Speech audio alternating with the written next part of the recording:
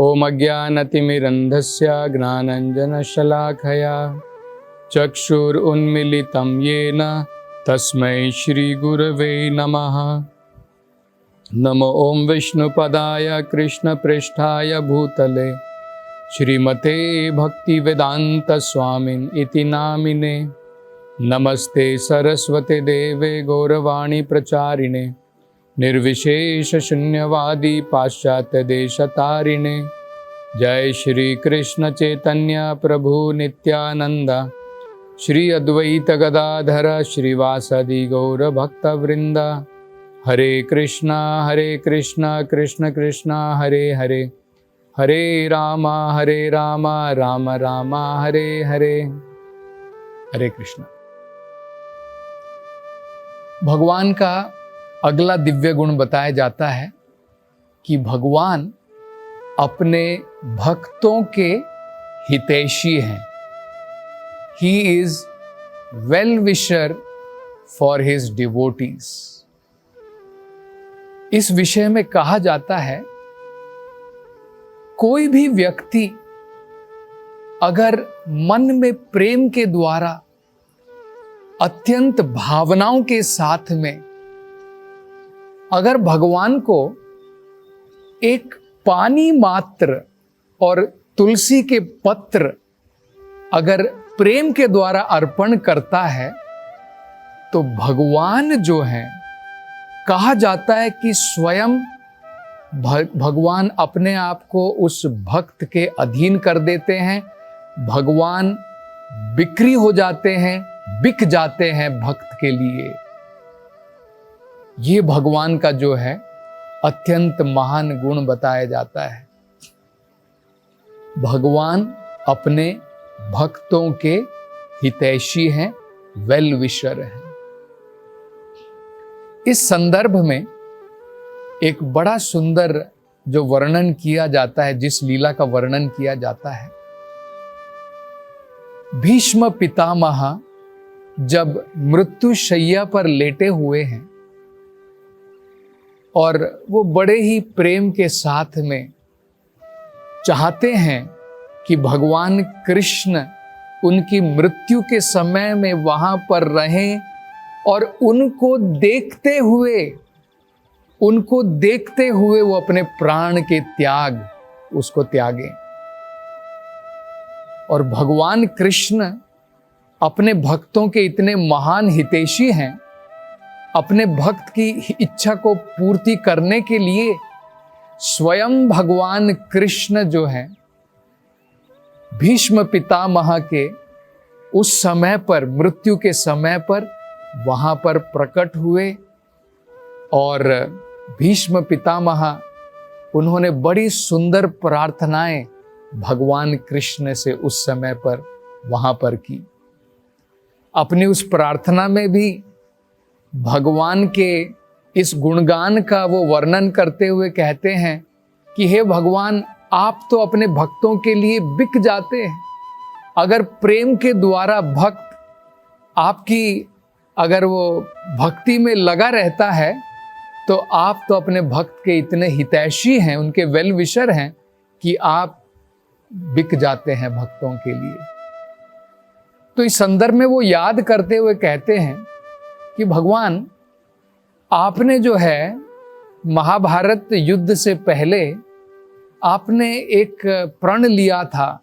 आपने कहा था कि आप जो है कोई अस्त्र शस्त्र नहीं उठाएंगे, लेकिन मेरी इच्छा थी, भीष्म जी कह रहे हैं, क्योंकि मैं एक योद्धा हूं और अपने युद्ध के द्वारा मैं आपकी सेवा करना चाहता था। जैसे हम लोग भक्त के रूप में मंदिर में हम लोग भगवान को फूल चढ़ाते हैं, फल चढ़ाते हैं, तुलसी के पत्ते अर्पण करते हैं। भीष्म पितामह क्योंकि वो योद्धा थे, वो भगवान को बाण अर्पण करना चाहते थे। तो भगवान ने तो कह दिया था कि भाई मैं तो अस्त्र शस्त्र उठाने वाला नहीं हूं, लेकिन देखिए भगवान अपने भक्त के कितने हितैषी हैं। अपने भक्तों की बातों को रखने के लिए, उसकी इच्छा को पूर्ण करने के लिए भगवान ने अर्जुन की रक्षा करने के लिए और साथ साथ में भीष्म पितामह की इच्छा को पूर्ण करने के लिए भगवान ने रथ का पहिया उठाया और मारने के लिए भगवान दौड़े भीष्म पितामह को। उस युद्ध के समय में क्या हुआ था, भीष्म पितामह को अपमानित करते हुए दुर्योधन ने अनेकों बात कह दी। उन्होंने कह दिया कि भीष्म जी, आप ये क्या करते हैं, आप बहुत पार्शियल हैं, आप जो है पक्षपात करते हैं, आप क्योंकि पांडवों से प्रेम करते हैं, आप सही प्रकार से युद्ध नहीं कर रहे। तब भीष्म पितामह ने प्रण ले लिया कि ठीक है दुर्योधन, कल मैं इतना घनघोर युद्ध करूंगा कि या तो भगवान कृष्ण को अपना प्राण जो उन्होंने जो प्रण किया है कि मैं अस्त्र नहीं उठाऊंगा वो तोड़ना पड़ेगा, अन्यथा अर्जुन का वध निश्चित है। और उन्होंने कहा, दुर्योधन, वो जो 5 तीर तुम्हारे पास में हैं, जो मैंने पांडवों के लिए रखे हैं उनको मारने के लिए, वो मुझे तुम कल जो है अर्पित कर दो। कल युद्ध में मैं उनका प्रयोग करके पांडवों का विनाश कर दूंगा।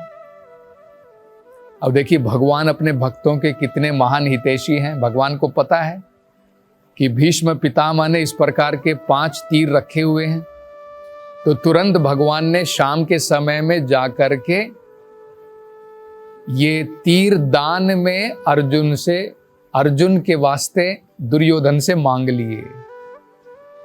तो अब दुर्योधन के पास में ये 5 तीर नहीं है, उसने दान में दे दिए, क्योंकि अर्जुन से उसने जो है एक बार कभी प्रण किया था कि तुमको जो चाहिए मांग सकते हो, तो अब समय आया तो अर्जुन ने मांग लिए। अब भगवान जो है उन्होंने ये सारे 5 तीर जो है अपने पास रख लिए। अगले दिन युद्ध में गए। भीष्म पितामह को सब पता है कि भगवान ने पांडवों की रक्षा करने के लिए वो 5 तीर कमान तो दान में ले लिए, लेकिन फिर भी भीष्म पितामह ने जो है घनघोर युद्ध किया। इतना घनघोर युद्ध बताया जाता है कि अर्जुन का रथ तोड़ दिया, अर्जुन के घोड़ों को घायल कर दिया, और प्रैक्टिकली बताया जाता है कि कुछ समय अगर और इस प्रकार से वो युद्ध करते तो हो सकता है कि अर्जुन को मार गिराते। तब भगवान ने जो है अब भीष्म पितामह की इच्छा भी पूरी करनी है। वो भगवान के साथ युद्ध करना चाहते हैं, वो उनकी सेवा है, और भगवान अपने भक्त अर्जुन की भी रक्षा करना चाहते हैं। तो दोनों की इच्छाओं को पूरा करने के लिए भगवान ने रथ का पहिया उठाया और सीधे जो है भगवान भीष्म पितामह की तरफ दौड़े मारने के लिए। तो ये बड़ा सुंदर वृतांत जो है बताया जाता है कि भगवान अपने भक्तों के कितने बड़े हितैषी हैं।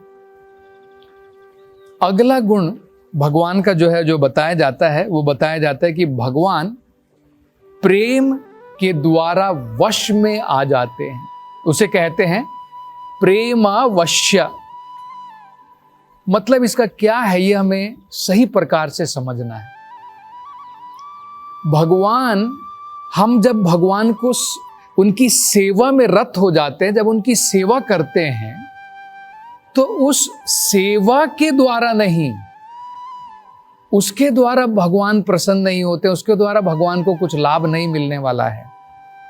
उसके पीछे भक्त का जो भाव है, इसलिए कहते हैं ना भावग्राही जनार्दना। भगवान हमारे भाव को ग्रहण करता है। भाव के द्वारा अगर हम भगवान को एक तुलसी पत्ता भी चढ़ाएंगे तो भगवान ग्रहण कर लेंगे। बिना भाव के अगर हम भगवान को जो है कचौरी भी चढ़ाएंगे, बढ़िया से बढ़िया पकवान भी बनाएंगे, और बिना भावना के भगवान को चढ़ाना चाहते हैं, तो भगवान हमारे भोजन के भूखे नहीं है, हमारी सेवा के भूखे नहीं है। भगवान तो अपने आप में पूर्ण है। लेकिन भगवान हमारी भावनाओं के भूखे हैं। तो अगर प्रेम की भावना के साथ में अगर हम भगवान की सेवा करते हैं, तब भगवान उसको ग्रहण करते हैं और भगवान उस प्रकार के प्रेम के द्वारा वश में आ जाते हैं, प्रेमावश्य। तो इस संदर्भ में भगवान की बड़ी ही सुंदर लीला जो है बताई जाती है। 2 लीलाएं हैं, संक्षिप्त में मैं आपको बताऊंगा। पहली लीला बताई जाती है सुदामा विप्रा के बारे में। हमें ज्ञात है सुदामा भगवान के बचपन के दोस्त थे, एक साथ में गुरुकुल में पढ़ते थे।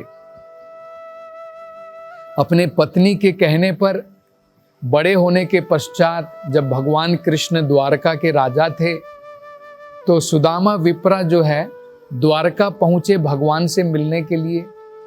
जैसे ही भगवान ने सुदामा को देखा, भगवान ने उनका भव्य स्वागत किया और अपनी पत्नी रुक्मिणी के साथ में मिलकर के उनके चरण कमलों को भी धोया।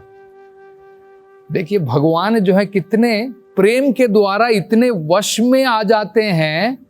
भगवान की पूजा करनी चाहिए।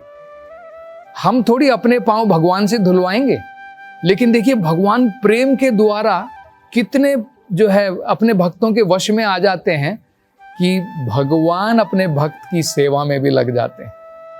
भगवान रुक्मिणी के साथ में मिल करके जो है उनके चरणों को धो रहे हैं और आपस में मिल करके जो है जब रात को वार्तालाप कर रहे हैं, भगवान कृष्ण की आंखों से आंसू बह रहे हैं, याद करके अपने बीते समय कैसे उन्होंने गुरुकुल में बिताए थे। तो ये बड़ी ही महान जो है ये वर्णन बताया जाता है, ये कथा बताई जाती है भगवान के प्रेम वश्य के विषय में। दूसरी जो भगवान की लीला इस संदर्भ में बताई जाती है वो है भगवान की दामोदर की लीला। ये भी बड़ी महान लीला है। अभी कुछ दिनों के पश्चात में जन्माष्टमी के उपरांत लगभग नवंबर के समय में जब दीपावली का समय होता है, दशहरा के बाद में ये दामोदर का कार्तिक का महीना आता है, जिसमें भगवान की दामोदर की लीला घटी। ये भी इस लीला के द्वारा भी हम समझ सकते हैं कि भगवान अपने भक्त के प्रेम के वश में आ जाते हैं। प्रेम के धागे के द्वारा भगवान को बांधा जा सकता है, प्रेम की रस्सी के द्वारा भगवान को बांधा जा सकता है। आम रस्सी, ऑर्डिनरी रस्सी के द्वारा भगवान को नहीं बांधा जा सकता है। ये दामा उदरा, दामा का मतलब होता है भगवान का जो है पेट के साथ में उदरा, दामा का मतलब होता है रस्सी के द्वारा भगवान को इस लीला में बांधा गया था। क्या हुआ, एक दिन भगवान को भूख लगी थी, भगवान माँ की गोद में जाकर के बैठ गए और माँ जो है यशोदा माई स्तन का पान करा रही है कृष्ण को। तो कृष्ण आराम से दूध पी रहे हैं। अभी थोड़ी देर भी नहीं हुई तो उनका पेट भरा भी नहीं था कि माँ यशोदा को याद आ गया कि कृष्ण के लिए मक्खन बनाने के लिए, दही बनाने के लिए, दूध उबालने के लिए उन्होंने रखा हुआ है और दूध में उफान आ गया है, दूध गिर रहा है। अब वो भी भगवान की ही सेवा थी और स्तन का पान भी भगवान की सेवा थी, लेकिन अब माँ को जो है वो भी देखना है। तो माँ ने क्या किया, तुरंत कृष्ण को उठा करके जमीन पर रख दिया और स्वयं जाकर के जो है दूध को देखने लगी। अब कृष्ण को गुस्सा आ गया कि अभी मेरा पेट भी नहीं भरा है और माँ यशोदा जो है मेरे को दूध पिलाने की जगह माँ को लगा कि वो ज़्यादा इम्पोर्टेंट है, वो ज़्यादा महत्वपूर्ण है। तो उनको बड़ा गुस्सा आ गया। गुस्से के कारण वो गए और जहाँ पर भी माँ ने जो है दही और मक्खन की मटकियाँ जो रखी थी, पत्थर लेकर के फेंकी, फोड़ करके स्वयं भी खाई और सारे वानरों को भी जो है, बंदरों को, वृंदावन के बंदरों को भी बांट दी। अब माँ यशोदा ने देखा कि सब जगह जो है इस प्रकार से जो भी मक्खन रखा गया था कृष्ण ने खुद भी खा लिया है सबको, और जितने भी वहां पर बंदर हैं सबको भी खिला रहे हैं। तो गुस्से में आकर के माँ यशोदा जो है कृष्ण के पीछे भाग रही है और कृष्ण भी जो है तेजी से भाग रहे हैं। तो ये भी बताया जाता है, देखिए कि भगवान जो हैं उनको योगी भी नहीं पकड़ सकते हैं, और माँ यशोदा जो है कृष्ण को पकड़ना चाहती है। भगवान को कौन पकड़ सकता है भला? तो भगवान तो पकड़ में नहीं आए, और यशोदा माई जो है उनको पसीने छूटने लगे।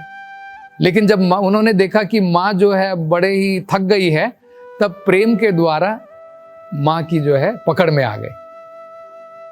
और पकड़ में आने के बाद में अब यशोदा माई ने सोचा कि बहुत शरारत कर ली। जब बच्चा शरारत करता है तो क्या करती है माँ? कई बार जो है रस्सी से उसे बांध देती है। तो माँ एक रस्सी लेकर के उसने बांधना प्रारंभ किया, लेकिन देखा कि रस्सी छोटी हो गई। अगली रस्सी लाई, वो भी छोटी हो गई। अगली रस्सी लाई, वो भी छोटी हो गई। एक रस्सी के बाद जितने भी घर में रस्सियां थी सब छोटी पड़ गई, क्योंकि भगवान कोई आम रस्सी के द्वारा थोड़ी बन सकते हैं। सारा प्रयास कर लिया, लेकिन क्योंकि माँ यशोदा प्रेम के द्वारा भगवान को बांधना चाहती थी, कृष्ण भगवान को यशोदा माई के ऊपर करुणा आ गई, और तुरंत भगवान ने ठान लिया कि हाँ माँ यशोदा, अब आप मुझे बांध सकती हो। और तब यशोदा माई ने भगवान कृष्ण को बांध दिया।